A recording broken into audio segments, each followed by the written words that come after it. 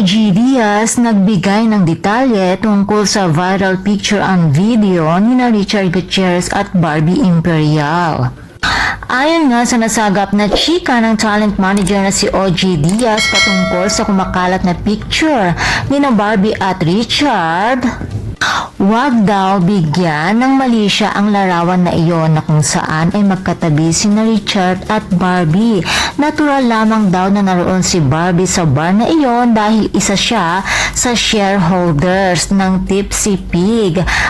At bilang isa siya sa may-ari ay obligasyon lamang daw niya na mag-entertain ng mga bisita, kaya naman pinuntahan daw nito ang kapwa niya artista na kataon lamang daw na kaibigan ni Richard ang lahat ng may-ari ng Tipsy Pig at nagkatabi lamang daw sila ng ilang minuto doon sa table na iyon.